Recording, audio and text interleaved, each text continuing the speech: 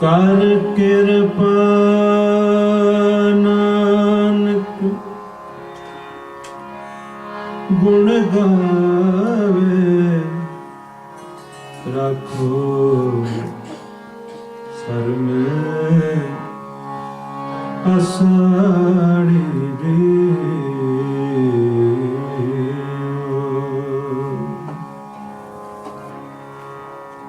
ਮੇਰੇ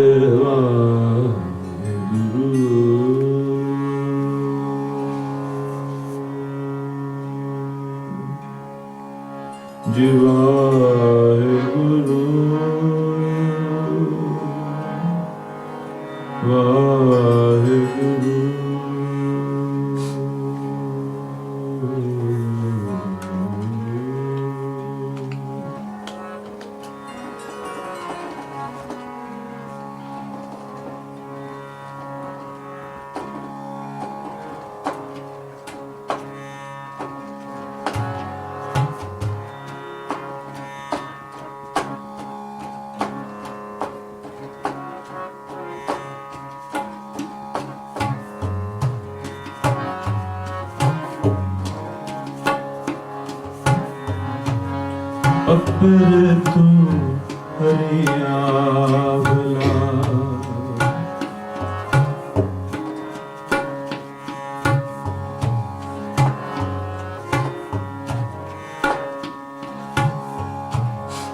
ਅਪਰ ਤੂੰ ਹਰਿਆਵਲਾ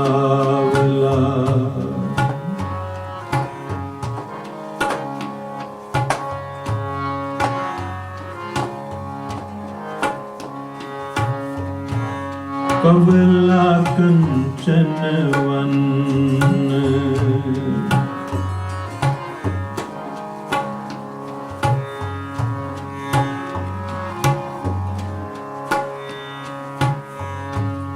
ਅਪਰ ਤੂੰ ਹਰਿਆਵਲਾ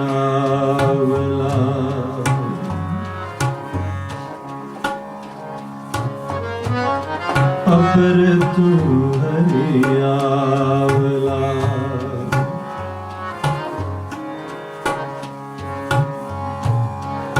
कवला कंचन वन्न, कवला कंचन वन्न, कवला कंचन वन्न।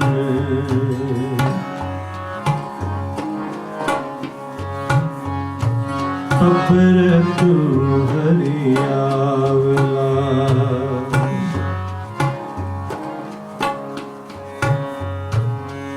अपर तू हरियावला, कवला कंचन वन्न, कवला कंचन वन्न, कवला कंचन वन्न। अपर तू हरियावला।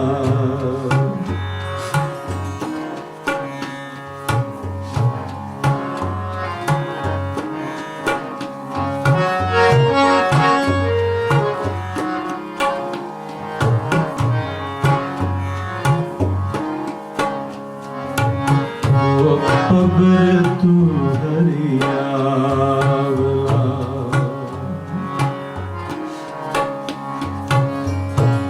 ओ अबर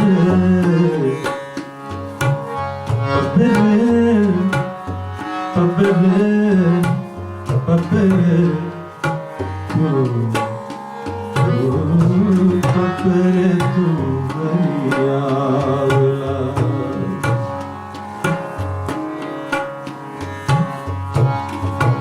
अबर तू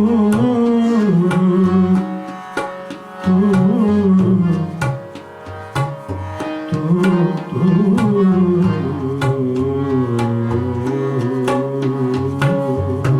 अबर तू हरियावला, कवला कंचन वन्न, कवला कंचन वन्न, कवला कंचन वन्न। अबर तू हरियावला।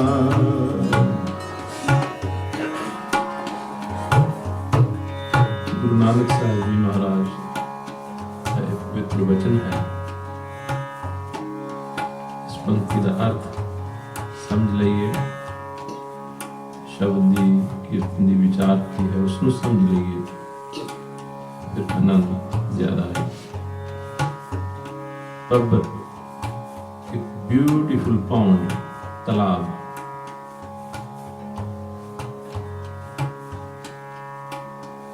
गुरु जी ने शरीर नू एक बहुत खूबसूरत तालाब आके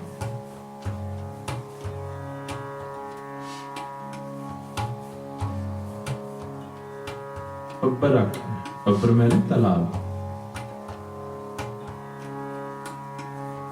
तेरे अंदर कहंदे ए तालाब जिस्म नू आखे, शरीर नू आखे।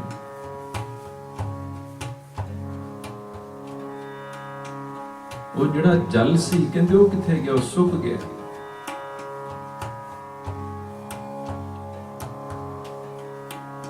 अकाल पुरख वाहिगुरू नू जल आखे।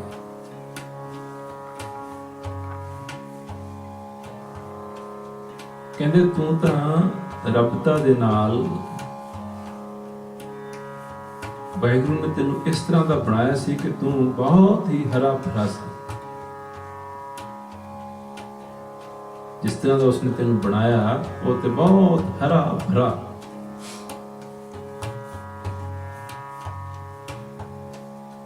पर कहते हैं तू हरियावला, तू ते हरा भरा सी, हरियावला सी।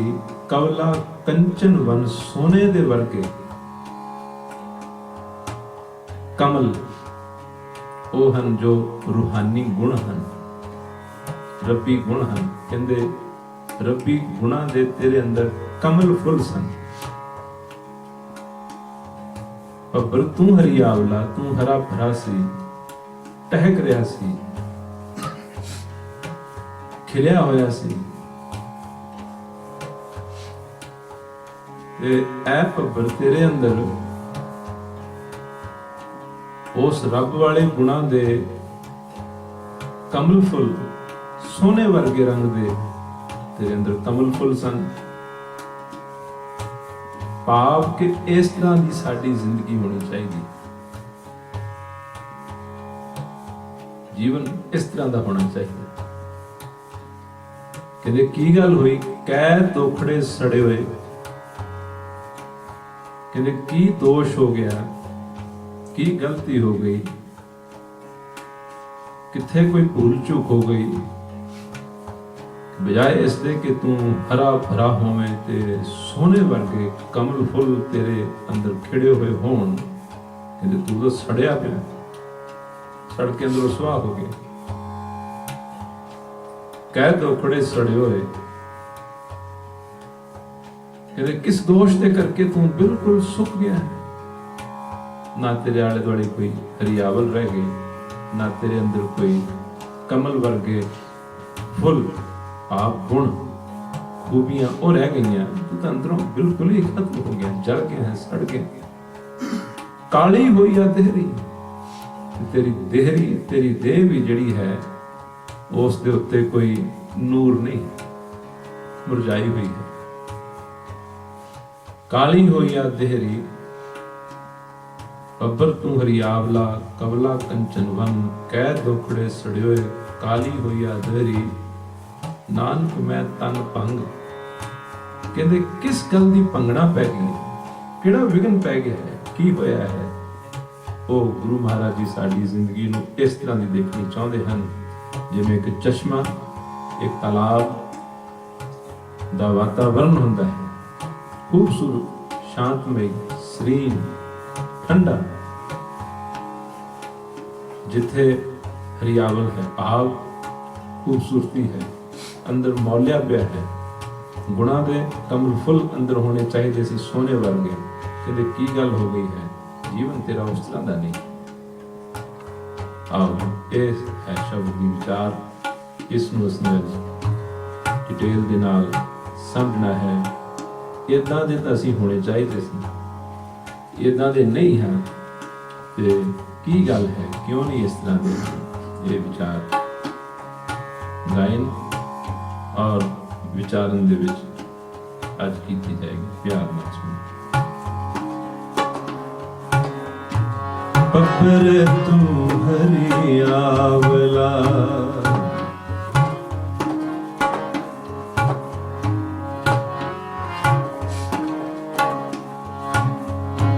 पपर तू हरियावला,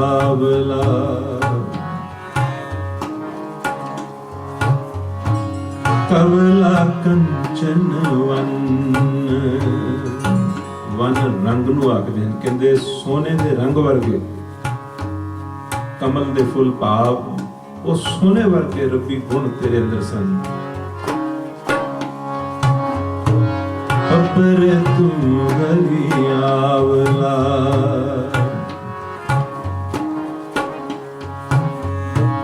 ਕਵਲਾ ਕੰਚਨ ਵਨ, कवला कंचन वन, कवला कंचन वन,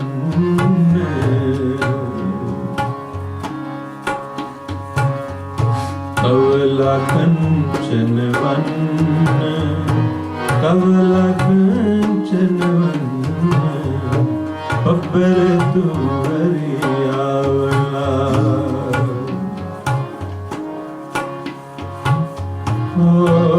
हरियावला,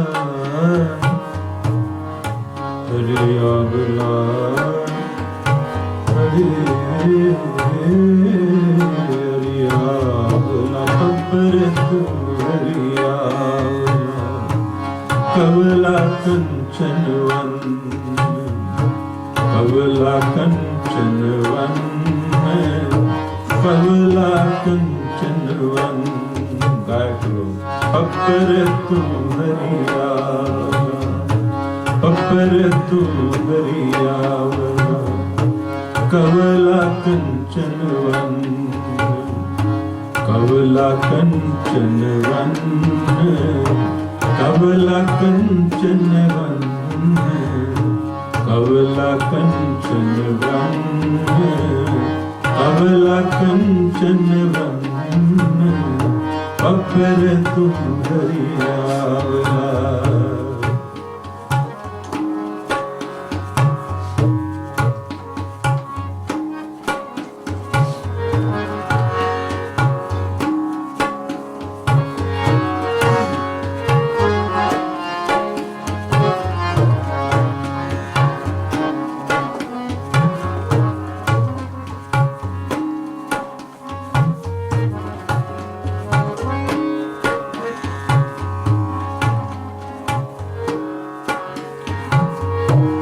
कै दुखड़े सने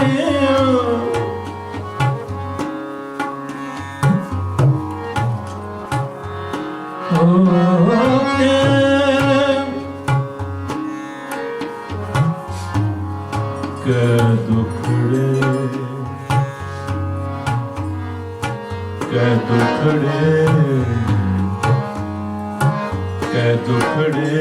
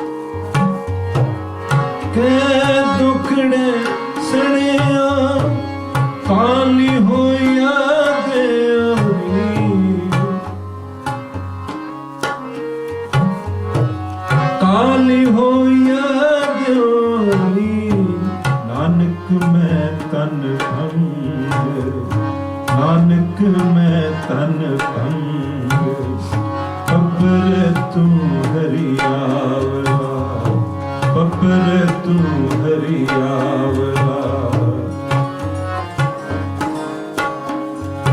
ते हिरदे नू विन्न वाली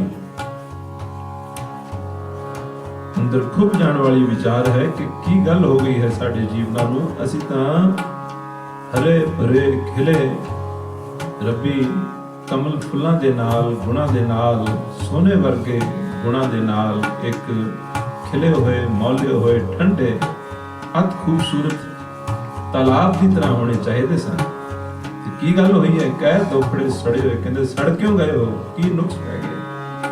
तो ये दर्दनाक अवस्था का जिक्र है जो साडी रियलिटी जो साडी असलीयत है। इसनूं गौर नाल अपने नाल रिलेट करो। जीवन जिस तरह का गुरु जी डिस्क्राइब करते हैं वो एक चश्मे दे नाल एक ब्यूटीफुल पॉन्ड दे नाल which is full of lotus flower full of greenery ते उस किस्म के एनवायरनमेंट वर्गा जीवन साडा गुरु जी ने दस्या होना चाहिए सी। अगर नहीं है then there is something wrong and what is that and where is that where we are going wrong। Guru Maharaj जी आज के कीर्तन सन दस्या याद रखो पपर तू हरियावला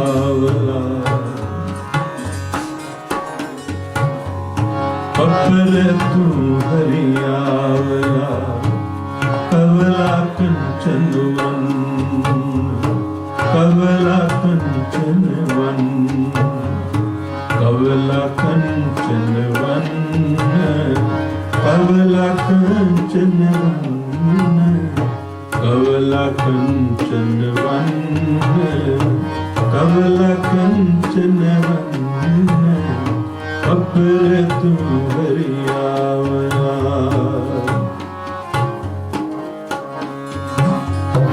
अपर तू हरियावला।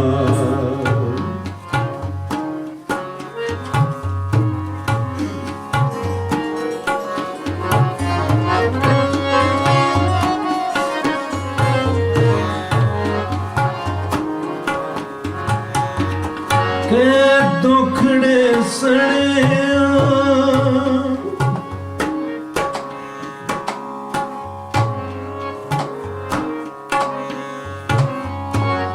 के दुखड़े दुखड़े दुखड़े दुखड़े दुखड़े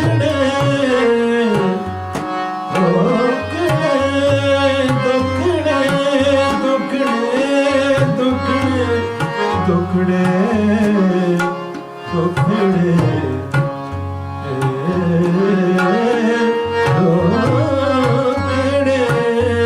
सड़े दुखड़े सड़े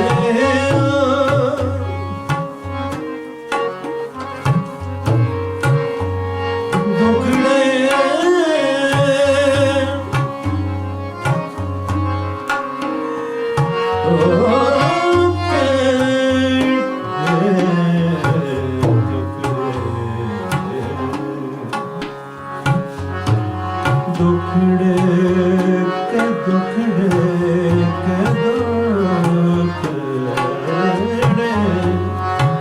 दुखड़े दुखड़े दुखड़े दुखड़े सड़ियो सड़ियो के दुखड़े सड़ियो काली हो याद होनी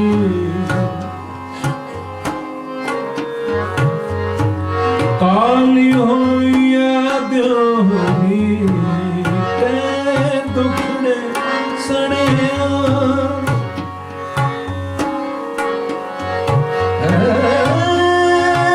दुखड़े दुखड़े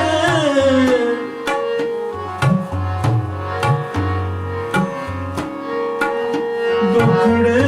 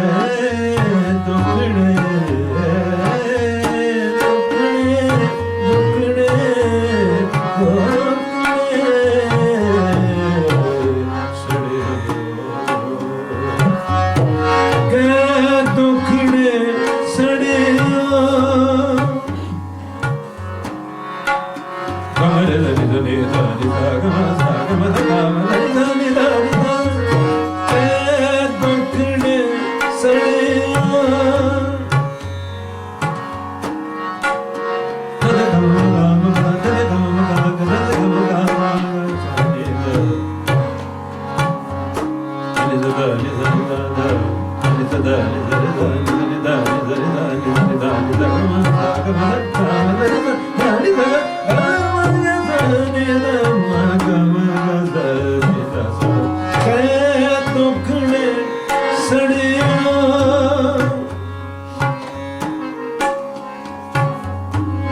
काली हो याद होई काली हो याद होई नानक मैं तन पंग नानक मैं तन पंग कब्र तू हरियावला कब्र तू हरियावला कवला कंचन वन कवला कंचन वन कवला कंचन वन अपर तू हरियावला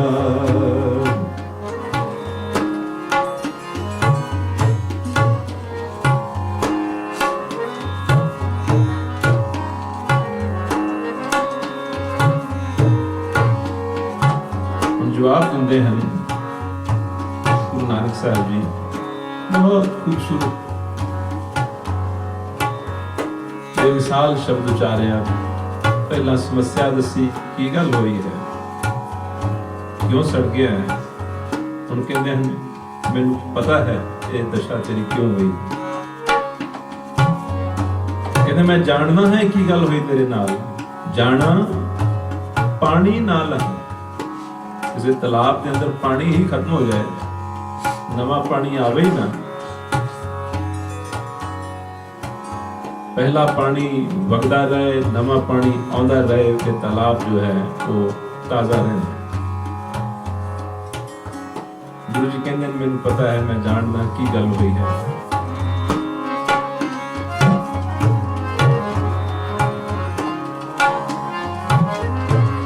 जाना पानी नाला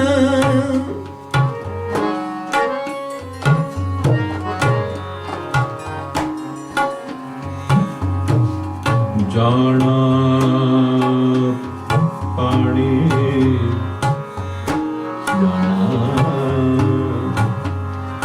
जाना जाना जाना पानी पानी नाला पानी नाला पानी नाला जाना पानी नाला।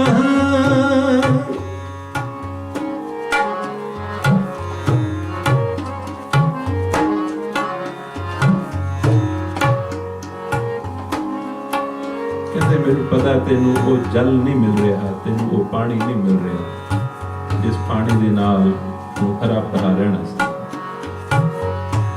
तो साडियां सारियां दी जिंदगियां नू कोई ऐसा पानी है, कोई ऐसा जल है जो नहीं मिल रहा।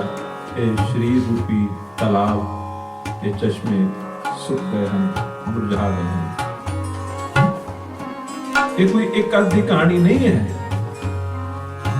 गुरु जी कहते हैं सारा ही संसार सुखा पे है। नाम बिना सुखा संसार,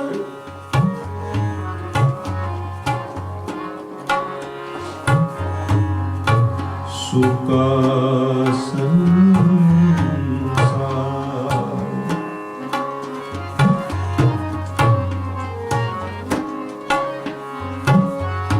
जाना पानी नाला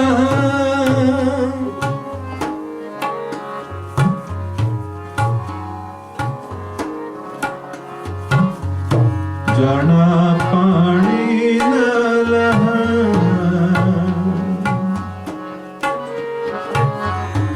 जाना पानी नाला जाना पानी नाला।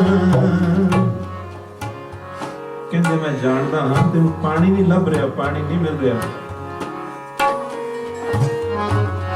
जाना पानी नाला जाना पानी नाला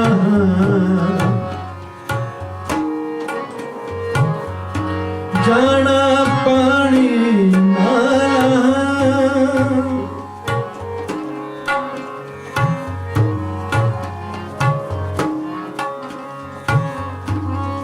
जितनी देर तक वो पानी नहीं लभदा, वो पानी नहीं मिलता, इस जीवन रूप तालाब की तृप्ति किवें हो सकती है। बाबा जी पानी से आते हैं माधो माधो जल की प्यास ना जाए, जल की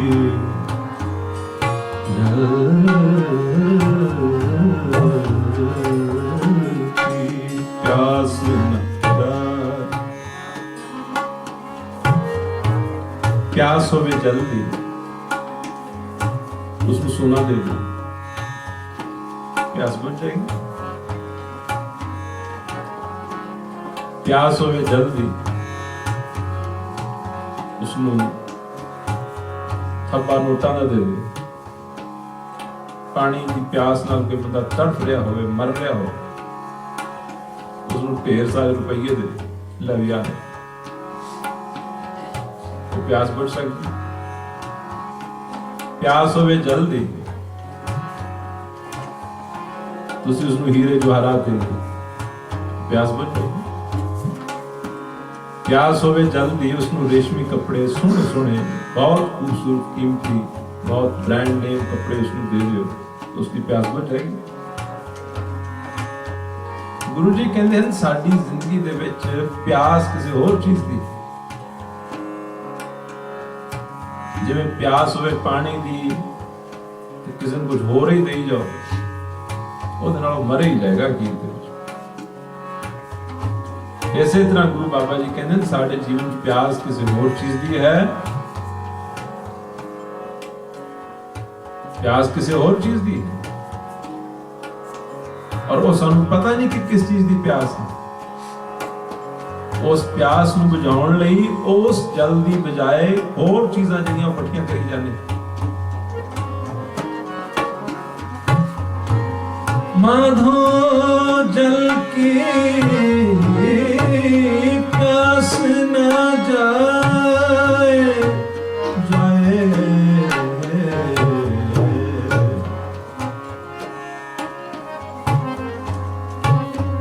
जल में अगन उठी अधकार, कहते हैं जाना पानी ना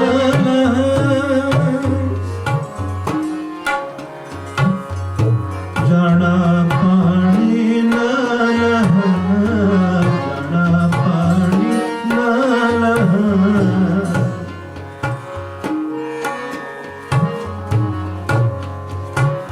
मैनू पता है ओ पानी ओ जल जिसने तुहाडी रूह नू तृप्त कर देना है, प्यास बुझा देनी है, वो पानी नहीं तो मिल गया।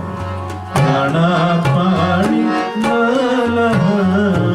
जाना पानी ना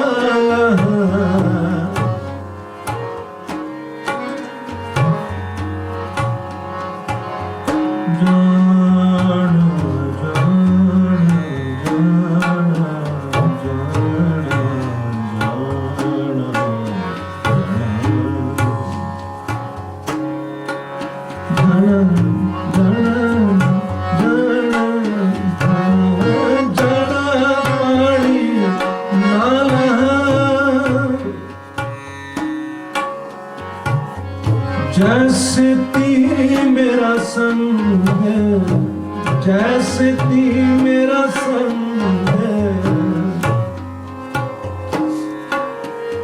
ओ पानी जैसे ती मेरा संग, जिस दे नाल ते मेरी रूह जुड़ी हुई, जिस दे नाल दा संबंध है, जिस पानी तो बिना ये तड़फ तड़फ के मर जाती पार होंगी, कहते ओ पानी नहीं लग रहा। जाना पानी ना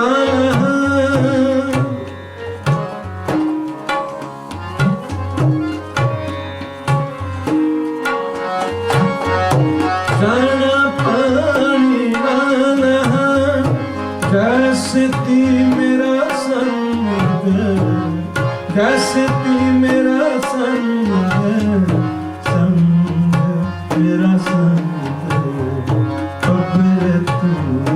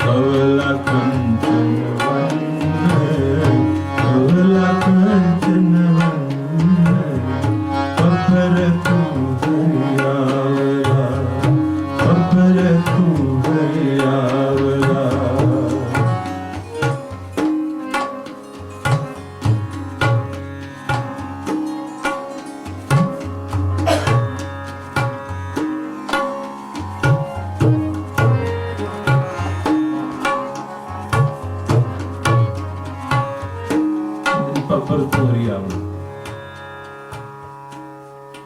इस विचार ਦੇ ਤੋਂ ਇਹ ਸਿੱਧ ਹੁੰਦਾ ਹੈ, ਇਹ ਗੱਲ ਸਪਸ਼ਟ ਹੁੰਦੀ ਹੈ ਕਿ ਸਾਡੀਆਂ ਜ਼ਿੰਦਗੀਆਂ ਨੂੰ ਗੁਰੂ ਮਹਾਰਾਜ ਜੀ ਨੇ ਆਖਿਆ ਹੈ ਕਿ ਕੋਈ ਐਸੀ ਚੀਜ਼ ਹੈ ਜਿਸ ਨੂੰ ਉਹ ਜਲ ਆਖਦੇ। ਉਹ ਪਾਣੀ ਨਹੀਂ ਜੋ ਆਕਸੀਜਨ ਤੇ ਹਾਈਡਰੋਜਨ ਦੇ ਮਿਕਸਚਰ ਦੇ ਨਾਲ ਬਣਦਾ,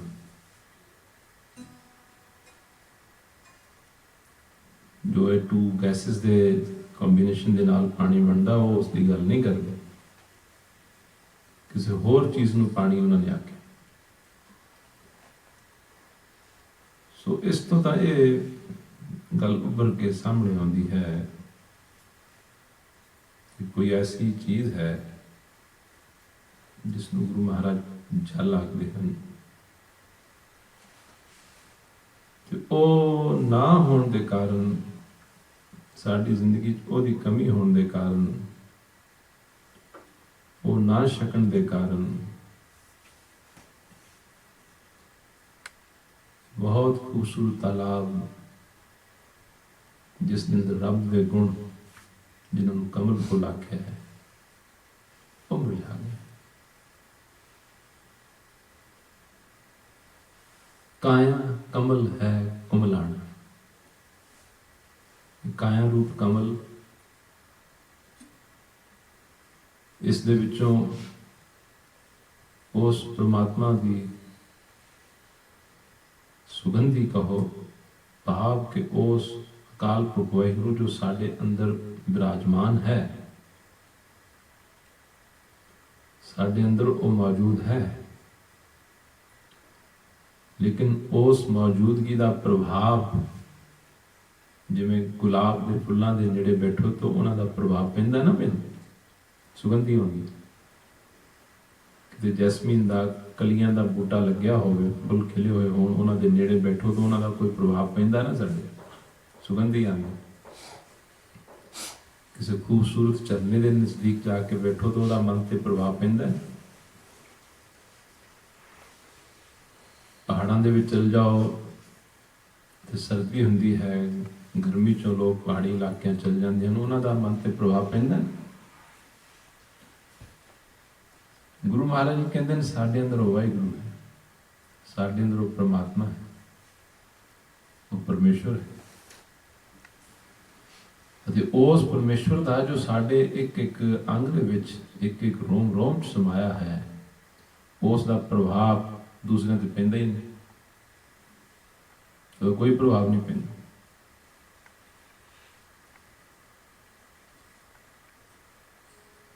ਇਹਦਾ ਮਤਲਬ ਸਾਡੇ ਜੀਵਨ ਜਿਸ ਤਰ੍ਹਾਂ ਦੇ ਹੋਣੇ ਚਾਹੀਦੇ ਸਨ, ਇੱਕ ਖੂਬਸੂਰਤ ਹਰੇ ਭਰੇ ਕਮਲ ਦੇ ਫੁੱਲਾਂ ਦੇ ਨਾਲ ਭਰੇ ਹੋਏ ਪੌਂਡ ਦੇ ਵਰਗੇ, ਉਸ ਤਰ੍ਹਾਂ ਦੇ ਕੰਪੇਅਰ ਕੀਤੇ ਗਏ ਹਨ, ਜੀਵਨ ਹੋਣੇ ਚਾਹੀਦੇ ਸੀ, ਲੇਕਿਨ ਹਨ ਨਹੀਂ।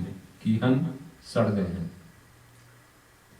ਕਿਉਂ ਸੜ ਗਏ ਹਨ? ਕਹਿੰਦੇ ਕਹਿ ਦੋਖੜੇ ਸੜੇ ਹੋਏ, ਕਾਲੀ ਹੋਈ ਆ ਦੇਹਰੀ, ਇਹ ਦੇਹੀ ਵੀ ਕਮਜ਼ੋਰ, ਨਿਢਾਲ, ਸੁਸਤ, ਆਲਸੀ, ਦਲਿਦਰੀ, ਇਹ ਦੇਹੀ ਦਾ ਵੀ ਹਾਲ ਹੋ ਜਾਂਦਾ ਹੈ।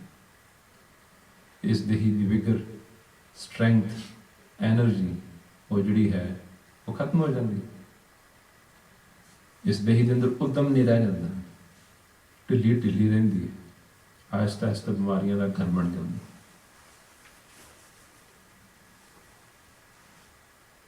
ਕਹਿੰਦੇ ਇਹ ਦੇਹੀ ਜਿਹੜੀ ਹੈ ਸੜ ਗਈ ਹੈ। ਕਿਉਂ ਸੜ ਗਈ ਹੈ? ਗੁਰੂ ਜੀ ਕਹਿੰਦੇ ਮੈਨੂੰ ਪਤਾ ਹੈ, ਜਾਣਾ ਪਾਣੀ ਨਾ ਲਾਹਾਂ। ਕਹਿੰਦੇ ਮੈਨੂੰ ਪਤਾ ਹੈ ਉਹ ਪਾਣੀ, ਉਹ ਜਲ ਸਾਨੂੰ ਮਿਲ ਨਹੀਂ ਰਿਹਾ, ਬਜਾਏ ਕਿ ਅਸੀਂ ਉਸ ਦੀ ਤਲਾਸ਼ ਕਰੀਏ। ਇਹ ਜਿਹੜੀ ਗੱਲ ਸਿਰਫ ਸਤਸੰਗ 'ਚ ਹੀ ਸਮਝੀ ਜਾ ਸਕਦੀ। ਦੁਨੀਆ ਭਰ ਦੀਆਂ ਕਿਤਾਬਾਂ ਪੜ੍ਹ ਲਓ, जितनी भी टेक्नोलॉजी एडवांस हुई, बटन्स ਵੱਧਦੇ ਘਟਦੇ ਜਾ ਰਹੇ ਹਨ, ਚੀਜ਼ ਉਹੀ ਹੁੰਦੀ ਹੈ, ਉਹਨਾਂ ਹੀ ਬਟਨਾਂ ਨੂੰ ਕਦੇ ਕਿਤੇ ਲਗਾ ਦਿੰਦੇ ਹਨ, ਕਦੇ ਕਿਤੇ ਲਗਾ ਦਿੰਦੇ, ਜਾਂ ਘਟਾ ਦਿੰਦੇ ਹਨ ਜਾਂ ਵਧਾ ਦਿੰਦੇ ਹਨ। ਉਹਨਾਂ ਦੇ ਵਿੱਚ ਹੀ ਥੋੜਾ ਫਰਕ ਪਾਈ ਜਾਂਦੇ। ਸਾਰਾ ਮਨੁੱਖੀ ਸਮਾਜ, ਇਹ ਹਿਊਮਨ ਰੇਸ ਆਪਣੀ ਪਿਆਸ ਬੁਝਾਉਣੀ ਚਾਹੁੰਦੀ ਹੈ ਇਹਨਾਂ ਚੀਜ਼ਾਂ ਦੇ ਵਿੱਚ। ਪਿਆਸ ਬੁਝ ਗਈ ਨਹੀਂ।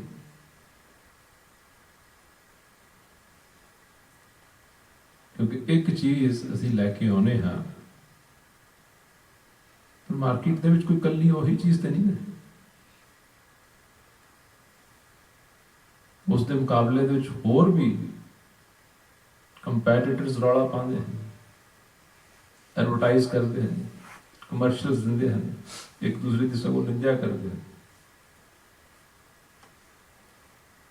ਹਰੇਕ ਆਪਣੇ ਪ੍ਰੋਡਕਟ ਦੀ ਸਲਾਹਨਾ ਕਰਦਾ ਹੈ, ਪਰ ਦੂਸਰੇ ਨਿੰਦਿਆ ਕਰਦਾ। ਅਤੇ ਹਰੇਕ ਕੋਈ ਆਪਣੇ ਪ੍ਰੋਡਕਟ ਨੂੰ, ਆਪਣੀ ਵਸਤੂ ਨੂੰ ਉਸ ਦੀ ਪ੍ਰੈਜੈਂਟੇਸ਼ਨ ਦੇ ਵਿੱਚ ਕਮਾਲ ਕਰਦੇ ਹਨ। ਕਈ ਦਫਾ ਤਾਂ ਇਨਸਾਨ ਨੂੰ ਇੱਕ ਮੁਸ਼ਕਿਲ ਹੋ ਜਾਂਦਾ ਹੈ ਡਿਸੀਜਨ ਲੈਣਾ ਵੀ ਮੈਂ ਆਹ ਲਵਾਂ ਜਾਂ ਆਹ ਲਵਾਂ, ਕਿਉਂਕਿ ਦੋਨੋਂ ਹੀ ਬਹੁਤ ਅਟਰੈਕਟਿਵ ਨੇ। ਪ੍ਰੈਜੈਂਟੇਸ਼ਨ ਐਸੀ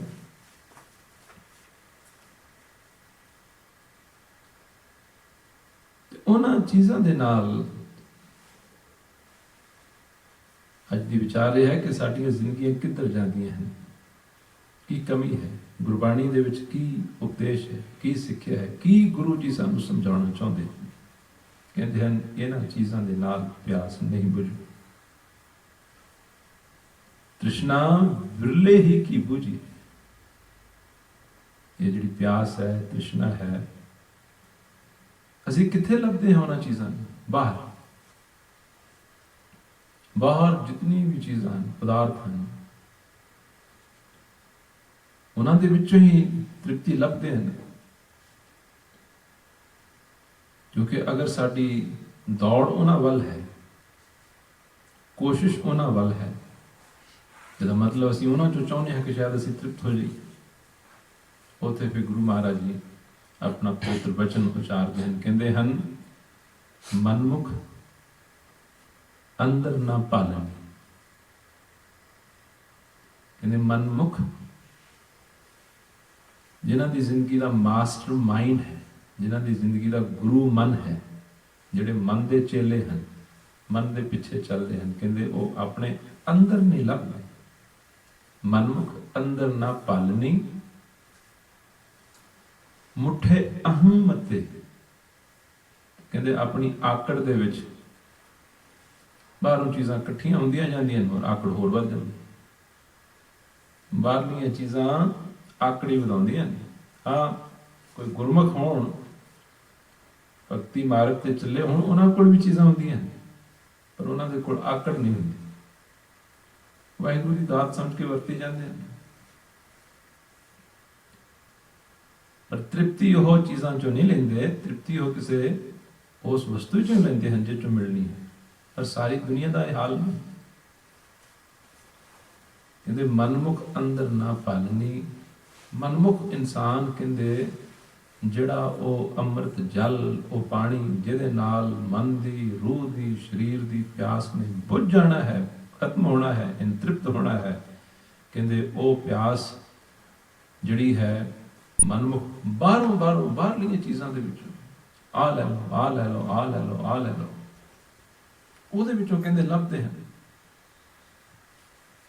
ਕੀ ਕਰਦੇ ਹਨ? ਅੰਦਰ ਨਾ ਪਾਲਣੀ, ਅੰਦਰ ਨਹੀਂ ਲੱਭਦੇ। ਮੁੱਠੇ ਵੇ ਕਹਿੰਦੇ ਚੀਜ਼ ਕਿਤੇ ਹੈ, ਲੱਭਦੇ ਕਿਤੇ ਹੋਰ ਹਨ, ਜਿਸ ਦੇ ਕਾਰਨ ਕਹਿੰਦੇ ਇਹ ਧੋਖਾ ਖਾ ਜਾਂਦੇ। ਧੋਖਾ ਕਿਵੇਂ ਖਾਂਦੇ ਹਨ? ਅਹੰ ਮਤੇ।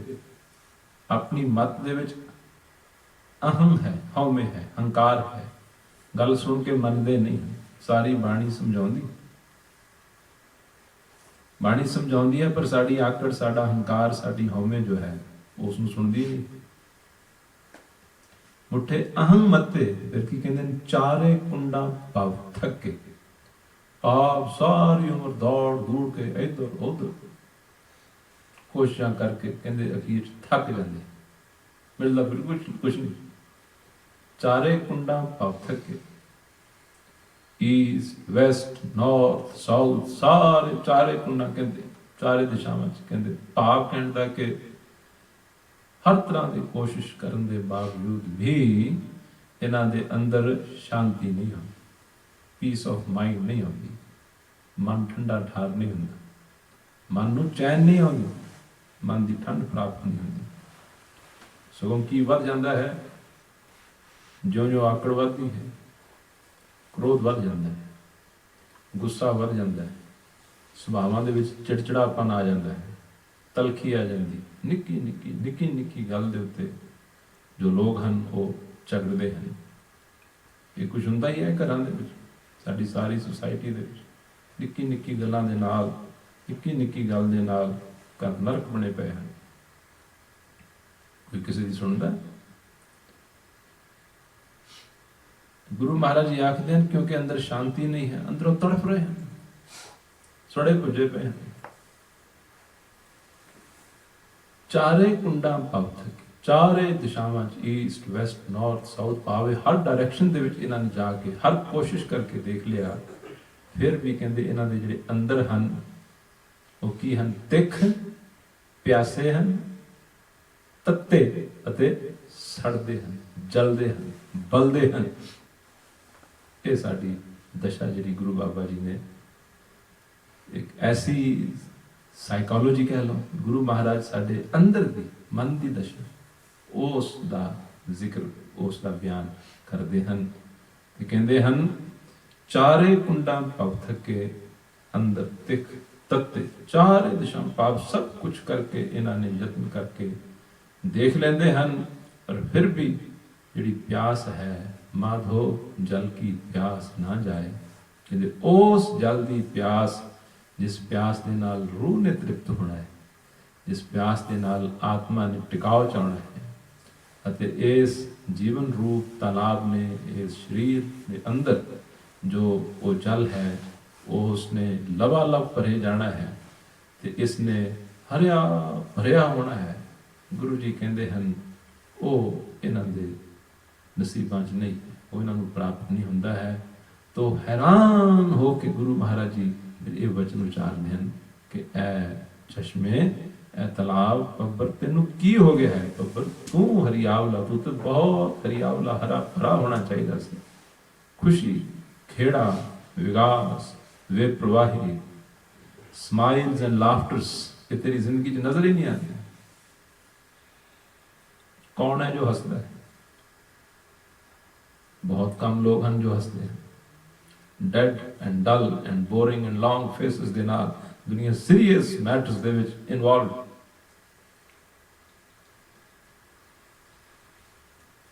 प्रेम नाम स्पंदन फिर गाओ, कितनी जो कीमती विचार दस रहे हैं। अगर इसनों समझिए तो अपने नाल इसनों कंपेयर करके देखिए, रिफ्लैक्ट करके देखिए। गुरु बाबा जी की थॉट प्रोसेस, उन्होंने विचार किना इशूज़ दे नाल डील करती है, कितने गहरे इशूज़ हैं, उसनों समझने की कोशिश करिए। गाओ फिर अगे चलते हैं। पबर तू हरियावला, पबर तू, सारे गाए करो। पबर तू हरियावला, पबर तू हरियावला, कवला कंचन वन, कवला कंचन वन, जी पबर तू हरियावला,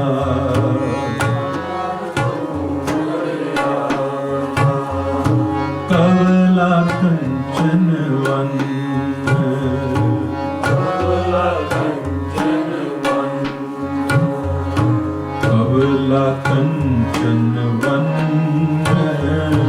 कवला कंचन वन,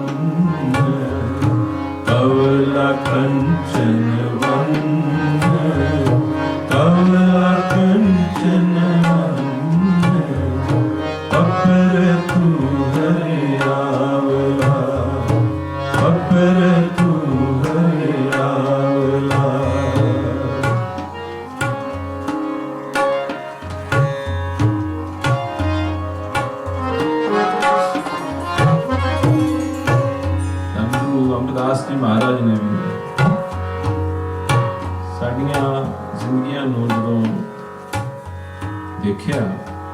ਦਸ਼ਾ ਨੂੰ ਦੇਖਿਆ, ਹਾਲਤ ਨੂੰ ਦੇਖਿਆ, ਤਾਂ ਉਹਨਾਂ ਨੇ ਵੀ ਇਹੀ ਗੱਲ ਪਿਨ ਪੁਆਇੰਟ ਕਰਕੇ ਆਖੀ। ਕਹਿੰਦੇ ਹਨ ਸਿਮਲੀਸ ਉਦਾਹਰਣਾ, ਇੱਥੇ ਗੁਰੂ ਨਾਨਕ ਸਾਹਿਬ ਜੀ ਨੇ ਚਸ਼ਮਾ ਆਖਤਾ, ਤਲਾਬ ਆਖ ਦਿੱਤਾ, ਸਰੋਵਰ ਪੌਂਡ ਆਖ ਦਿੱਤਾ। ਸਾਡੇ ਜੀਵਨ ਨੂੰ ਗੁਰੂ ਅਮਰਦਾਸ ਜੀ ਨੇ ਬਬੀਹਾ ਆਖਿਆ। ਕਹਿੰਦੇ ਇਹ ਬਬੀਹੇ ਤੈਨੂੰ ਪਤਾ ਹੀ ਨਹੀਂ ਕਿਹੜੇ ਪਾਣੀ ਦੇ ਨਾਲ, ਕਿਹੜੇ ਜਲ ਨਾਲ ਤੇਰੀ ਤ੍ਰਿਪਤੀ ਹੋਣੀ ਹੈ, ਪਿਆਸ ਬੁਝਣੀ ਹੈ। ਤੂੰ ਕਿਤੇ ਹੋਰ ਹੀ ਤਲਾਸ਼ ਕਰੀ ਫਿਰਦਾ, ਕਰਦਾ ਜਾਂਦਾ। ਚਾਤ੍ਰਿਕ ਤੂੰ ਨਾ ਜਾਣਹੀਂ,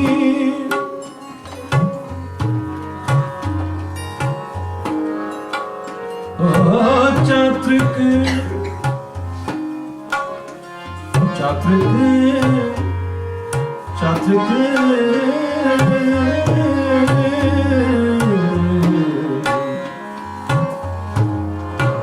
ਚਾਤ੍ਰਿਕ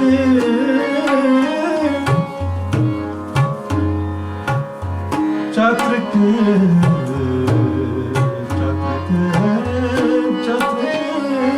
ਚਾਤ੍ਰਿਕ ਚਾਤ੍ਰਿਕ ਤੂੰ ਨਾ ਜਾਣੇ,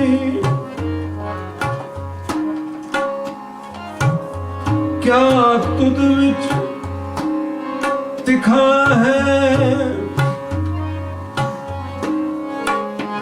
ਕਿਤ ਪੀਤੇ ਤਿਖ ਜਾਏ, ਕਿਤ ਪੀਤੇ ਤਿਖ ਜਾਏ। ਸਾਨੂੰ ਮਨੁੱਖਾਂ ਨੂੰ, ਇਨਸਾਨਾਂ ਨੂੰ ਗੁਰੂ ਜੀ ਨੇ ਚਾਤ੍ਰਿਕ ਆਖਿਆ, ਪਪੀਹਾ ਆਖਿਆ।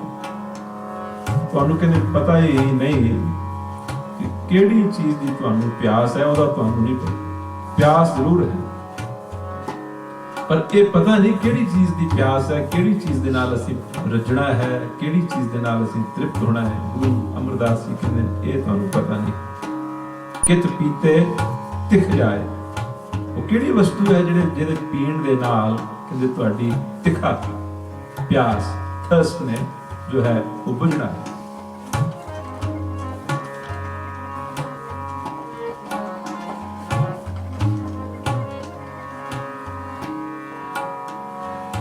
ਵਿਚਾਰਾਂ ਦੀ, ਸਤਿਗੁਰਾਂ ਦੀ, ਭਗਤਾਂ ਦੀ, ਬ੍ਰਹਮ ਗਿਆਨੀਆਂ ਦੀ ਸਿਮਿਲੈਰਿਟੀ ਥੋੜੀ ਜਿਹੀ ਆਪਣੀ ਸਾਹਮਣੇ ਰੱਖਣ ਲੱਗ ਗੌਰ ਨਾਲ ਦੇਖਣਾ। ਗੁਰੂ ਨਾਨਕ ਦੇਵ ਜੀ ਮਹਾਰਾਜ ਉਹ ਵੀ ਕਹਿੰਦੇ ਹਨ ਕੋਈ ਐਸਾ ਜਲ ਹੈ, ਕੋਈ ਐਸਾ ਪਾਣੀ ਹੈ, ਉਹ ਸਾਡੇ ਜੀਵਨ ਚ ਸਾਨੂੰ ਨਹੀਂ ਮਿਲਦਾ। ਗੁਰੂ ਅਮਰਦਾਸ ਜੀ ਨੇ ਵੀ ਆਖਿਆ ਤੁਹਾਨੂੰ ਪਤਾ ਨਹੀਂ ਹੈ ਕਿਹੜੀ ਚੀਜ਼, ਕਿਹੜੇ ਜਲ ਪੀਣ ਦੇ ਨਾਲ ਤੁਹਾਡੀ ਪਿਆਸ ਬੁਝਣੀ। ਇਹ ਦੋ ਸਤਿਗੁਰਾਂ ਨੇ, ਗੁਰੂ ਨਾਨਕ ਸਾਹਿਬ ਔਰ ਗੁਰੂ ਅਮਰਦਾਸ ਜੀ ਮਹਾਰਾਜ ਦੇ ਵਚਨ ਹਨ। ਆਹ ਹੁਣ ਚਲੀਏ ਭਗਤ ਕਬੀਰ ਜੀ ਦੇ ਵਚਨਾਂ ਦੇ ਵੱਲ। ਉਹ ਵੀ ਜੋ ਸੋਲੂਸ਼ਨ ਹੈ, ਪ੍ਰੋਬਲਮ ਹੈ, ਇੱਕ ਹੀ ਦੱਸਦੇ ਹਨ। ਉਹ ਵੀ ਇਹੀ ਕਹਿੰਦੇ ਹਨ ਨਿਕਟ ਨੀਰ। ਕਹਿੰਦੇ ਤੁਸੀਂ ਬਹੁਤ ਦੂਰ ਲੱਭਦੇ ਹੋ, ਉਹ ਨੀਰ, ਉਹ ਪਾਣੀ ਤੁਹਾਡੇ ਬਿਲਕੁਲ ਨਜ਼ਦੀਕ ਹੈ। ਉਹਨਾਂ ਨੇ ਵੀ ਪਾਣੀ ਦਾ ਹੀ ਜ਼ਿਕਰ ਕੀਤਾ। ਨਿਕਟ ਨੀਰ ਪਸ ਪੀਵਸ ਨਾ ਚਾਗ। ਪਾਣੀ ਬਿਲਕੁਲ ਨੇੜੇ,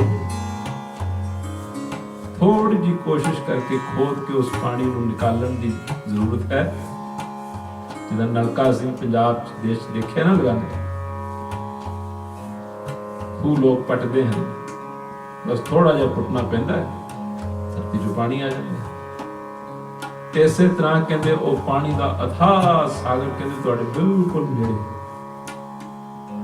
ਬਜਾਏ ਕਿ ਉਥੋਂ ਪੱਟੋ ਔਰ ਉਸ ਜਲ ਨੂੰ ਨਿਕਾਲ ਲਓ, ਤੁਸੀਂ ਬਹੁਤ ਦੂਰ ਭਾਵ ਹੋਰ ਚੀਜ਼ਾਂ, ਵਸਤੂਆਂ, ਦੁਨਿਆਵੀ ਚੀਜ਼ਾਂ ਕਹਿੰਦੇ ਉਹਨਾਂ ਦੇ ਵਿੱਚ ਦੌੜੇ ਭੱਜੇ ਫਿਰਦੇ ਹੋ, ਦੂਰ ਚਲੇ ਜਾਂਦੇ ਹੋ,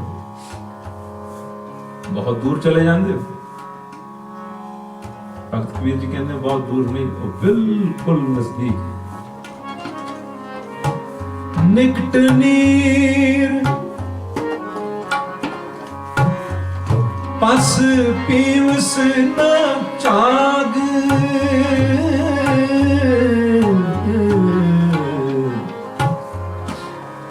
पस पीवस ना चाग। उन्होंने तो सगों थोड़ा कठोर लफ्ज आख्या, कहते ये पशु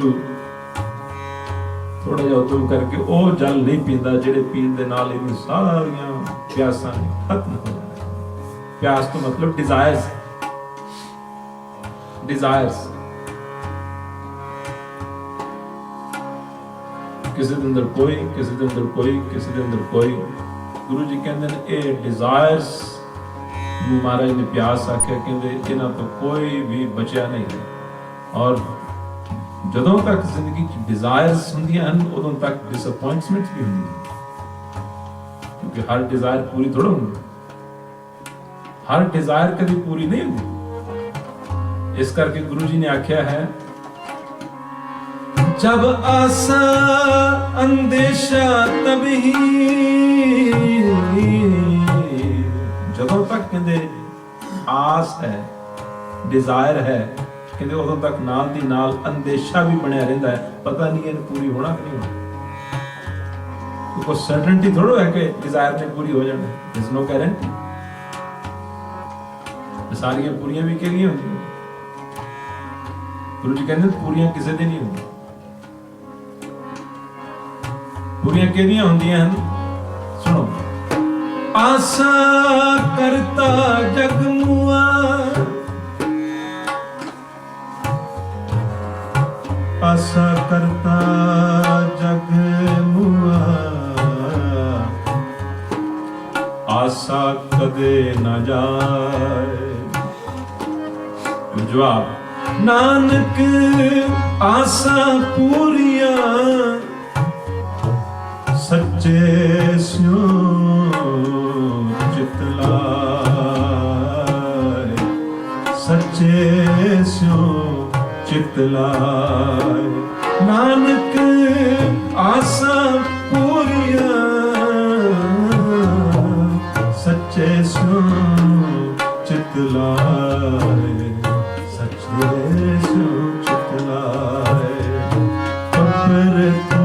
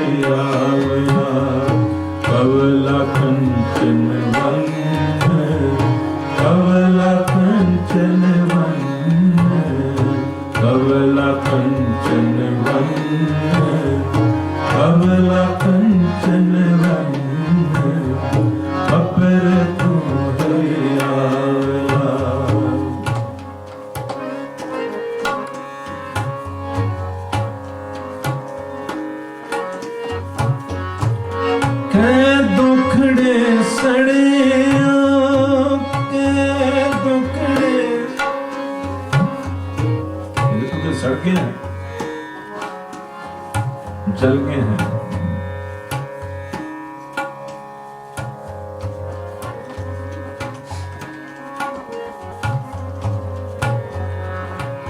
गुरु जी कहते हैं तू जल गया है, सड़ गया है, बल गया है, बिल्कुल सुख गया है।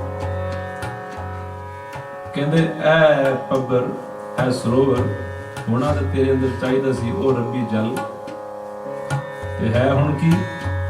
बड़ा खूबसूरत गुरु बाबा जी ने समझाया, दस्या है, ये असलियत है, रियलिटी है।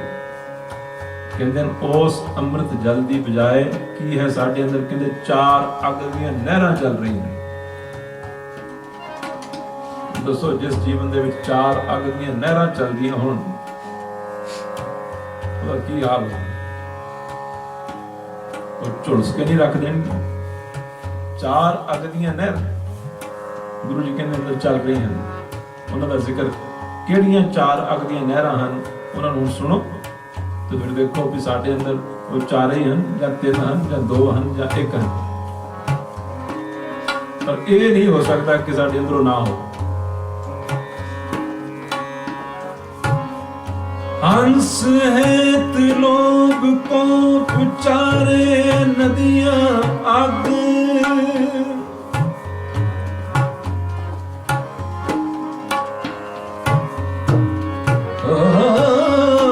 हंस है त्रिलोक को पुचारे नदियां आग, पवे दजे नानक करिए करमी लग, तित सरवनड़े भैले निवासा, पानी पावक तने किया।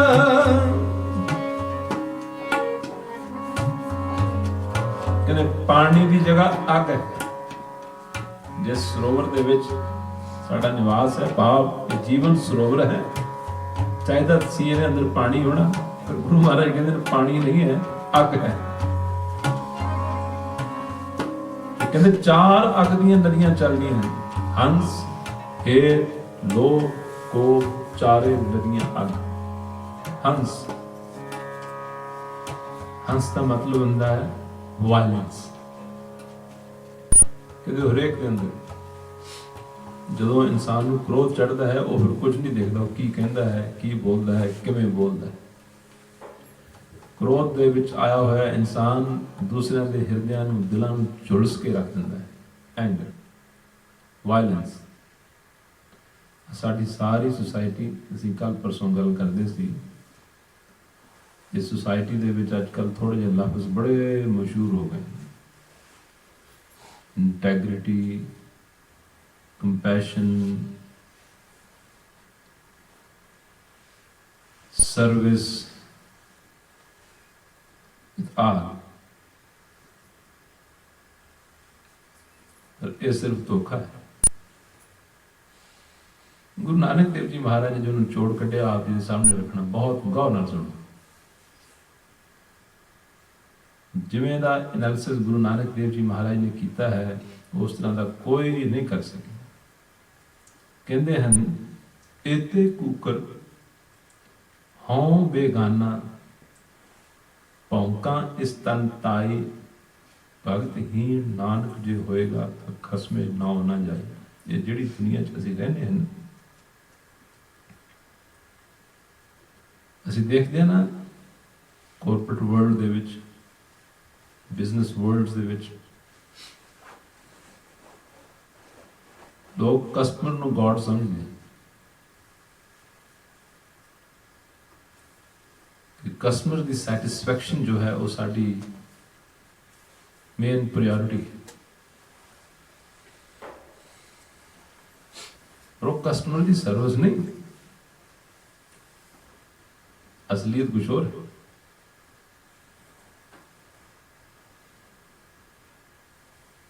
पर इन्हां लफ्ज़ां दे नाल नुकता ਨੂੰ ਧੋਖਾ ਦਿੱਤਾ ਜਾਂਦਾ ਹੈ।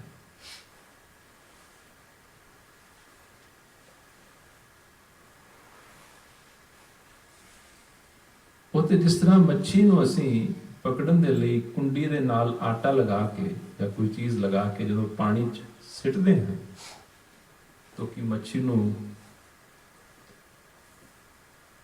ਖੁਰਾਕ ਦੇਣ ਲਈ ਸਿੱਟਦੇ, ਹਾਲਾਂਕਿ ਉਹ ਮੱਛੀ ਦੇ ਖਾਣ ਦੀ ਚੀਜ਼ ਹੈ। ਕਿ ਸਾਡੀ ਇੰਟੈਂਸ਼ਨ ਇਹ ਹੁੰਦੀ ਹੈ, ਜਾਂ ਜਿਹੜੇ ਵੀ ਫਿਸ਼ਿੰਗ ਕਰਦੇ ਹਨ ਉਹਨਾਂ ਨੇ ਰੱਖੇ ਹੁੰਦੇ ਨੇ ਕਈ ਸਾਰੇ ਕੋਲ ਐਸੀ ਚੀਜ਼ ਕੁੰਡੀ 'ਚ ਲਗਾਉਂਦੇ ਹਨ, ਸਿੱਟਦੇ ਹਨ, ਪਾਣੀ 'ਚ ਬੈਠੇ ਰਹਿੰਦੇ ਹਨ, ਇੰਤਜ਼ਾਰ ਕਰਦੇ ਬੈਠੇ। ਇਸੇ ਤਰ੍ਹਾਂ ਕਸਟਮਰ ਸਰਵਿਸ ਵਾਲੇ ਜਿਹੜੇ ਕਸਟਮਰ ਦੀ ਸਰਵਿਸ ਨੂੰ ਆਪਣਾ ਕਹਿੰਦੇ ਹਨ ਕਿ ਸਾਡਾ ਇਹ ਪਰਮ ਧਰਮ ਹੈ, ਇਹੀ ਸਾਡਾ ਟਾਰਗੇਟ ਹੈ, ਉਹਨਾਂ ਦਾ ਹਾਲ ਉਹੀ ਹੈ ਜੋ ਫਿਸ਼ਰਮੈਨ ਉਸ ਕੁੰਡੀ ਦੇ ਵਿੱਚ ਆਟਾ ਜਾਂ ਕੋਈ ਹੋਰ ਮੀਟ ਵਗੈਰਾ ਲਗਾ ਕੇ ਉਸ ਨੂੰ ਪਾਣੀ ਸਿੱਟ ਦਿੰਦਾ ਹੈ, ਫਿਰ ਉਡੀਕਦਾ ਹੈ ਕਦੋਂ ਆਉਂਦੀ ਹੈ ਤੇ ਕਦੋਂ ਫਸਦੀ ਹੈ। ਤੇ ਜਦੋਂ ਮੱਛੀ ਆ ਕੇ ਉਸ ਨੂੰ ਮੂੰਹ ਮਾਰਦੀ ਹੈ ਉਹ ਉਸ ਨੂੰ ਪਕੜ ਲੈਂਦਾ ਹੈ। ਉਸ ਦਾ ਜੋ ਮੋਟਿਵ ਹੈ ਉਹ ਕੁਝ ਹੋਰ ਹੈ, ਲੇਕਿਨ ਦਿਖਾ ਜੋ ਰਿਹਾ ਹੈ ਉਹ ਕੁਝ ਹੋਰ ਹੈ। ਮੱਛੀ ਵਿਚਾਰੀ ਭੋਲੀ ਫਸ ਜਾਂਦੀ ਹੈ, ਕੀਤੇ ਕਾਰਨ ਪਾਕੜੀ ਕਿਉਂ ਕੀਤੋ ਵਿਸਾ, ਉਹ ਵਿਚਾਰੀ ਵਿਸਾ ਕਰ ਲਈ। ਅਸੀਂ ਵੀ ਦੁਨੀਆ ਦੀਆਂ ਸੁਸਾਇਟੀ ਦੀਆਂ ਇਹਨਾਂ ਗੱਲਾਂ ਤੇ ਵਿਸਾ ਭਰੋਸਾ ਕਰ ਲੈਂਦੇ ਕਿ ਸ਼ਾਇਦ ਇਹ ਜੋ ਕਹਿ ਰਹੇ ਹਨ ਇਹ ਸੱਚ ਹੀ ਕਹਿ ਰਹੇ ਹਨ। ਗੁਰੂ ਬਾਬਾ ਨਾਨਕ ਦੇਵ ਜੀ ਮਹਾਰਾਜ ਨੇ ਐਨਾਲਾਈਜ਼ ਕਰਕੇ ਗੱਲ ਸਾਡੇ ਸਾਹਮਣੇ ਰੱਖੀ, ਕਹਿੰਦੇ ਅਸਲੀਅਤ ਇਹ ਹੈ ਕਿ ਇਹ ਤੇ ਕੂਕਰ ਹਉ ਬੇਗਾਨਾ। ਉਹਨਾਂ ਨੇ ਇੱਕ ਮਿਸਾਲ ਦਿੱਤੀ ਹੈ ਕਿ ਜਿਸ ਤਰ੍ਹਾਂ ਕੋਈ ਪਿੰਡ ਹੋਵੇ, ਪਿੰਡ ਦੇ ਵਿੱਚ ਬਹੁਤ ਸਾਰੇ ਕੁੱਤੇ ਹੋਣ, ਉਸ ਪਿੰਡ ਦੇ ਵਿੱਚ ਕਿਸੇ ਹੋਰ ਪਿੰਡ ਦਾ ਕੋਈ ਬੇਗਾਨਾ ਕੁੱਤਾ ਉਹ ਆ ਜਾਏ, ਭੁੱਲਿਆ ਭਟਕਿਆ ਰਾਹ ਭੁੱਲ ਜਾਏ ਕਿਸੇ ਕਾਰਨ, ਬੇਗਾਨਾ ਕੁੱਤਾ ਉਸ ਪਿੰਡ ਦੇ ਵਿੱਚ ਜਦੋਂ ਆ ਜਾਂਦਾ ਹੈ ਤੇ ਪਿੰਡ ਦੇ ਸਾਰੇ ਹੀ ਕੁੱਤੇ ਉਹਨੂੰ ਟੁੱਟ ਕੇ ਪੈ ਜਾਂਦੇ, ਉਹਨੂੰ ਵੱਢਦੇ ਹਨ ਤੇ ਉਤਨੀ ਦੇਰ ਤੱਕ ਸਾਹ ਨਹੀਂ ਲੈਂਦੇ ਜਿੰਨੀ ਦੇਰ ਤੱਕ ਕੋਸ਼ਿਸ਼ ਉਹਨਾਂ ਦੀ ਹੁੰਦੀ ਹੈ ਕਿ ਇਹਨੂੰ ਪਿੰਡੋਂ ਬਾਹਰ ਨਿਕਾਲਿਆ ਜਾਏ। ਗੁਰੂ ਜੀ ਨੇ ਇਹ ਅਸੈਂਬਲੀ ਦਿੱਤੀ, ਕਹਿੰਦੇ ਆ ਦੁਨੀਆ ਜਿਹੜੀ ਹੈ, ਲਫ਼ਜ਼ ਕਹਿਣਾ ਤਾਂ ਬਹੁਤ ਮੁਸ਼ਕਲ ਹੈ, ਸਮਝ ਗਏ ਹੋ ਨਾ ਆਪ ਸਾਰੇ। ਗੁਰੂ ਜੀ ਨੇ ਕੀ ਕਿਹਾ, ਕਹਿੰਦੇ ਇਹ ਸਾਰੀ ਦੁਨੀਆ ਮਿਸਾਲ ਉਹ ਦਿੱਤੀ ਹੈ ਕਿ ਜਿਵੇਂ ਇੱਕ ਪਿੰਡ ਭਰਿਆ ਪਿਆ ਕੁੱਤਿਆਂ ਦੇ ਨਾਲ ਹੋਵੇ ਤੇ ਉਹਦੇ ਵਿੱਚ ਇੱਕ ਬੇਗਾਨਾ ਕੁੱਤਾ ਬਾਹਰੋਂ ਆ ਜਾਏ ਤੇ ਸਾਰੇ ਹੀ ਉਹਨੂੰ ਭੌਂਕਣ ਲੱਗ ਪੈਂਦੇ ਨੇ, ਉਹਦੇ ਪਿੱਛੇ ਪੈ ਜਾਂਦੇ ਨੇ, ਉਹਨੂੰ ਵੱਢਦੇ ਹਨ ਤੇ ਉਹਨੂੰ ਤੋਂ ਬਾਹਰ ਕੱਢਣ ਦੀ ਕੋਸ਼ਿਸ਼ ਕਰਦੇ। ਕਹਿੰਦੇ ਅਕਾਲ ਪੁਰਖ ਵਾਹਿਗੁਰੂ ਮੇਰਾ ਹਾਲ ਵੀ ਹੈ, ਮੈਂ ਇੱਕ ਬੇਗਾਨਾ ਤੇਰੇ ਦੇਸ਼ ਚੋਂ ਇਹਨਾਂ ਦੇ ਦੇਸ਼ ਦੇ ਵਿੱਚ ਆ ਗਿਆ, ਪਰ ਇੱਥੇ ਤੇ ਸਾਰੇ ਹੀ ਟੁੱਟ ਕੇ ਪੈ ਗਏ ਹਨ, ਮੈਨੂੰ ਕੀ ਕਰਨਾ ਚਾਹੁੰਦੇ ਹਨ, ਖਾ ਜਾਣਾ ਚਾਹੁੰਦੇ ਹਨ, ਮਾਰ ਦੇਣਾ ਚਾਹੁੰਦੇ ਹਨ, ਇੱਥੋਂ ਨਿਕਾਲ ਦੇਣਾ ਚਾਹੁੰਦੇ ਹਨ। ਵੱਡੀਆਂ ਵੱਡੀਆਂ ਕਾਰਪੋਰੇਸ਼ਨਸ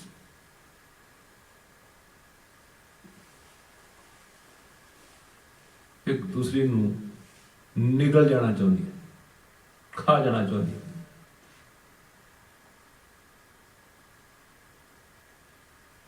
ਇੱਕ ਦੂਸਰੇ ਦੇ ਅਗੇਂਸਟ ਬੋਲਦੇ,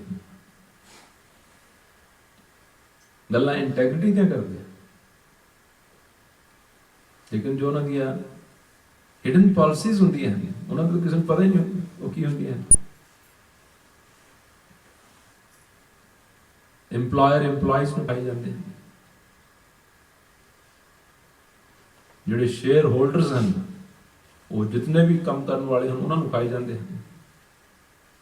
ਕਹਿੰਦੇ ਇਹ ਤਾਂ ਸਾਰਾ ਜਗਤ ਕੁੱਤਿਆਂ ਦੇ ਨਾਲ ਭਰਿਆ ਪਿਆ। ਜਦੋਂ ਵੀ ਕੋਈ ਨਵਾਂ ਬੰਦਾ ਇਹਦੇ ਵਿੱਚ ਐਂਟਰ ਹੁੰਦਾ ਹੈ ਕਹਿੰਦੇ ਸਾਰੇ ਉਹਨੂੰ ਟੁੱਟ ਕੇ ਪੈ ਜਾਂਦੇ, ਉਸ ਨੂੰ ਕੱਢਣ ਦੀ ਕੋਸ਼ਿਸ਼ ਕਰਦੇ, ਉਸ ਨੂੰ ਖਾਣ ਦੀ ਕੋਸ਼ਿਸ਼ ਕਰਦੇ। ਇਹ ਹੈ ਦੁਨੀਆ, ਇਹ ਹੈ ਵਾਇਲੈਂਸ। ਜਦੋਂ ਕਿਸੇ ਇੱਕ ਪ੍ਰੋਡਕਟ ਨੂੰ ਕੋਈ ਡਾਊਨ ਕਰਕੇ ਐਡਵਰਟਾਈਜ਼ ਕਰੇ ਕਿ ਇਹ ਨਾ ਖਰੀਦੋ ਆਹ ਖਰੀਦੋ, ਤੇ ਉਹ ਵਾਇਲੈਂਸ ਨਾ, ਵਾਇਲੈਂਸ ਤਾਂ ਅਸੀਂ ਬੱਚਿਆਂ ਨੂੰ ਵੀ ਸਿਖਾਉਣਾ ਸ਼ੁਰੂ ਕਰ ਦਿੰਦੇ। ਬਚਪਨ ਤੋਂ ਵਾਇਲੈਂਸ ਸ਼ੁਰੂ ਹੋ ਜਾਂਦੀ। ਦੇਖ ਤੂੰ ਕਲਾਸ ਦੇ ਵਿੱਚ ਸਭ ਤੋਂ ਫਸਟ ਆਣਾ ਹੈ। ਇਹ ਨਹੀਂ ਕਹਿੰਦੇ ਕਿ ਤੂੰ ਪੜ੍ਹਾਈ ਜੋ ਹੈ ਉਹ ਦਬ ਕੇ ਕਰੀ। ਇਨਸੈਂਟਿਵ ਹੈ ਦੂਸਰੇ ਨੂੰ ਡਿਫੀਟ ਦੇਣ ਦਾ, ਤਾਂ ਤੂੰ ਫਸਟ ਆ ਸਕੇ। ਆਖਰਕਾਰ ਜਿਸ ਦਾ ਗੋਲ ਇਹ ਹੈ ਕਿ I want to be the first, he is trying to defeat others. ਉਸ ਡਿਫੀਟ ਦੇਣ ਦੇ ਪਿੱਛੇ ਵਾਇਲੈਂਸ ਹੈ। ਗੁਰਮੁਖਾਂ ਦਾ, ਮਹਾਂਪੁਰਖਾਂ ਦਾ, ਉੱਚੀ ਵਿਵੇਕ ਵਿਚਾਰ ਵਾਲਿਆਂ ਦਾ ਕਦੇ ਇਹ ਮਕਸਦ ਨਹੀਂ ਹੁੰਦਾ they love to do what they do, they love to do what they do, ਪਰ ਉਹਨਾਂ ਦੀ ਕਦੇ ਵੀ ਇੰਟੈਂਸ਼ਨ ਇਹ ਨਹੀਂ ਹੁੰਦੀ ਕਿ ਅਸੀਂ ਕਿਸੇ ਨਾਲ ਵਗਾਲ ਲਈਏ, ਕਿਸੇ ਨੂੰ ਹਰਾਈਏ, ਕਿਸੇ ਨੂੰ ਡਿਫੀਟ ਲਈਏ, ਕਿਸੇ ਤੋਂ ਫਸਟ ਆ ਕੇ ਦਿਖਾਈਏ। ਉੱਥੇ ਫਸਟ, ਸੈਕੰਡ, ਥਰਡ ਦਾ ਕੋਈ ਮਤਲਬ ਨਹੀਂ। ਸਾਡੀ ਇੱਕ ਕੰਡੀਸ਼ਨਿੰਗ ਹੈ। ਉਸੇ ਕੰਡੀਸ਼ਨਿੰਗ ਦੇ ਕਾਰਨ ਲੋਕ ਸਾਰੀਆਂ ਉਮਰਾਂ ਲਗਾਉਂਦੇ ਹਨ। ਕੋਈ ਗੋਲਡ ਮੈਡਲਿਸਟ ਬਣਨਾ ਚਾਹੁੰਦਾ ਹੈ, ਜਿਸ ਨੂੰ ਸਿਲਵਰ ਦਾ ਮੈਡਲ ਮਿਲਿਆ, that person is defeated by the gold medalist, and the gold medalist doesn't mourn at the defeat of that person who got the silver. He doesn't mourn, in fact he celebrates. तो और violence ना होई ना violence, क्योंकि किसी defeat होते तो वो सेलिब्रेट करते।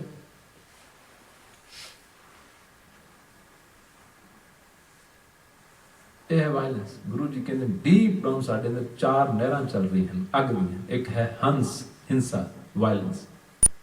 ਦੂਸਰੀ ਅੱਗ ਹੈ ਹੇਤ, ਮੋਹ ਦੀ, ਅਟੈਚਮੈਂਟ ਦੀ।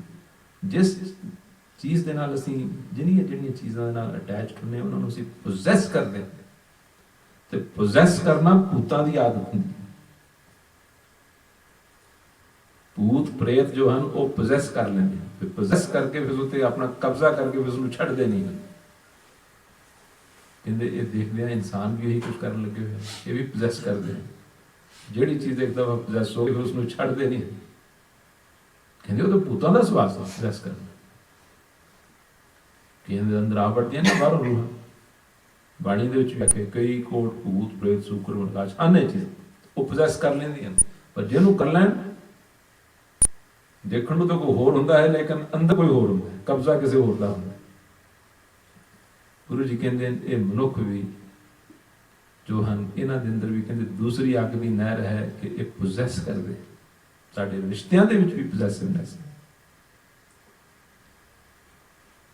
ਦੂਸਰੀ ਅੱਗ ਦੀ ਨਹਿਰ ਪੋਜ਼ੈਸਿਵਨੈਸ, ਭਾਵ ਪਕੜ, ਜਕੜ ਲੈਣਾ ਹਰ ਚੀਜ਼ ਨੂੰ, ਸਪੇਸ ਨਾ ਦੇਣਾ, ਫ੍ਰੀडम ਨਾ ਦੇਣਾ। हंस, हिंसा, वायलेंस पहली ਅੱਗ ਦੀ ਨਹਿਰ। ਦੂਸਰੀ ਹੇਤ, ਅਟੈਚਮੈਂਟ, ਪੋਜ਼ੈਸਿਵਨੈਸ, ਪਕੜ। ਹੰਸ, ਹੇਤ, ਲੋਭ, ਗਰੀਡ।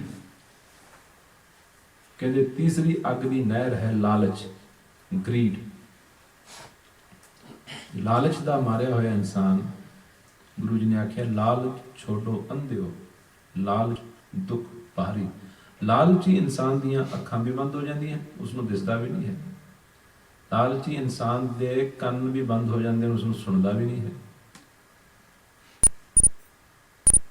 ਲਾਲਚੀ ਇਨਸਾਨ ਨੂੰ ਸਿਰਫ ਆਪਣਾ ਲਾਲਚ ਦਿਸਦਾ ਹੈ, ਕਿਸ ਦਾ ਕਿੰਨਾ ਨੁਕਸਾਨ ਹੋ ਜਾਏ। ਆ ਜਿਹੜੀਆਂ ਵੱਡੀਆਂ ਵੱਡੀਆਂ ਫਾਈਨੈਂਸ਼ੀਅਲ ਇੰਸਟੀਟਿਊਸ਼ਨਸ ਦੇ ਪਿੱਛੇ ਜੋ ਸਕੈਂਡਲਸ ਨਜ਼ਰ ਆਏ, ਕੀ ਨਾਂ ਸੀ ਕੰਪਨੀ ਦਾ? ਐਨਰॉन। तो लालच है। लालच की भी कोई सीमा नहीं, कोई लिमिट नहीं। लालच के कारण ही उन्होंने कोई चिंता नहीं है। कई ने बेचारियां ने बड़ी खूब सीने की कमाई के नाल थोड़ा थोड़ा इकट्ठा करके जोड़ के उन्होंने को जाके उन्होंने भरोसा करके इन्वेस्ट करते। उन्होंने पता सी रियलिटी का कि की हो रहा है। They are not making profit. उन्होंने स्टॉक्स जो हैं उन्होंने कीमत बढ़ नहीं रही, दे न्यू दैट। पर लालच ऐसी बला है, लालच ऐसी अग है कि इन्हां दा जंदा जाए, जितना हुंदा हट करके। तीसरी आखिरी नहर है लालच, हंस, हेत, लोभ, कोप। चौथी है कहते क्रोध।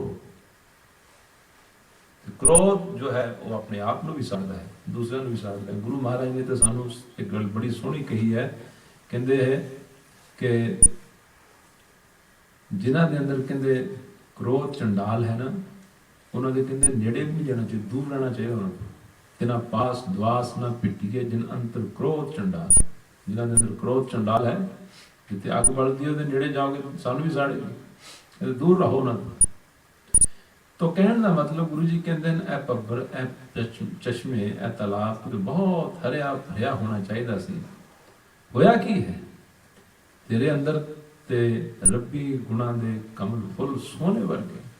भाव रब दे गुण, रब दे गुण हम विशाल, बेअंत विशाल।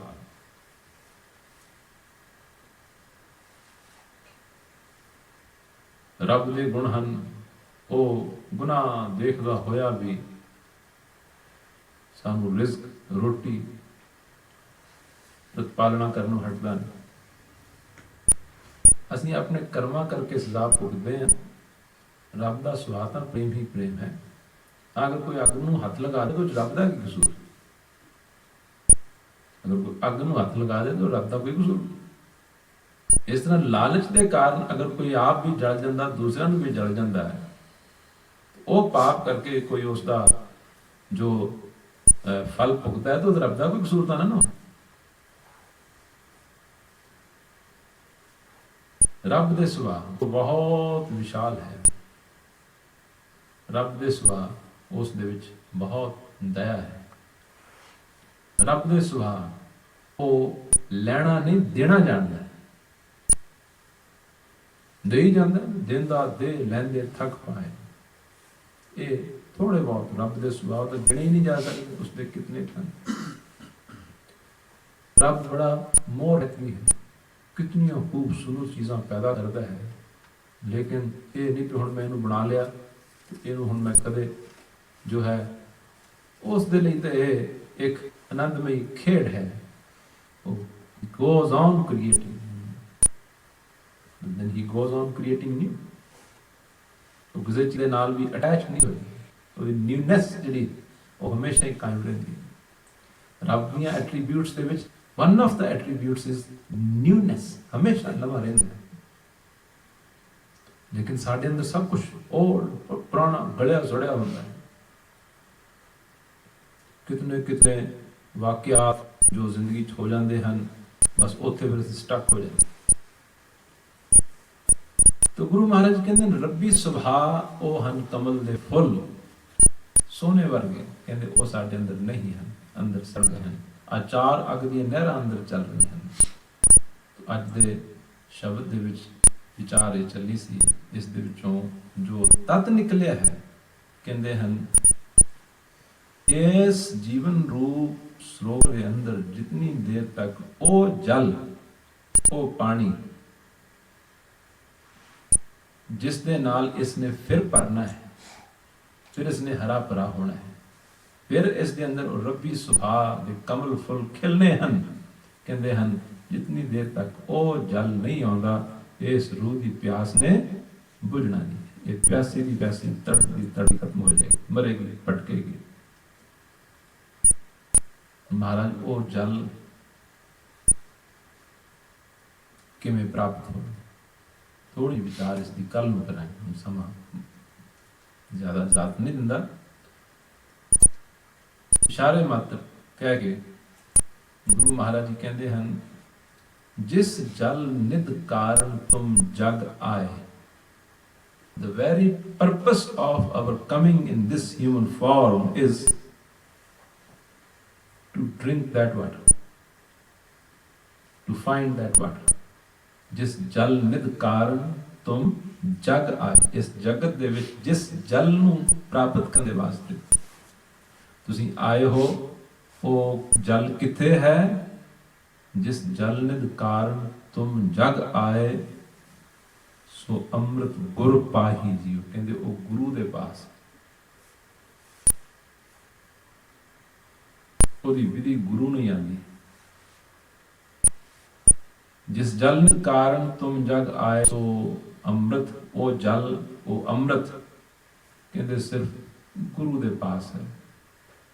ਭਾਵ ਗੁਰੂ ਦੇ ਦੁਆਰਾ ਉਹ ਜਲ ਦਾ ਜੋ ਚਸ਼ਮਾ ਹੈ, ਫੁਹਾਰਾ ਹੈ, ਉਹ ਤੁਹਾਡੇ ਜੀਵਨ ਦੇ ਵਿੱਚੋਂ ਫੁੱਟ ਪਏਗਾ, ਪ੍ਰਗਟ ਹੋ ਜਾਏਗਾ।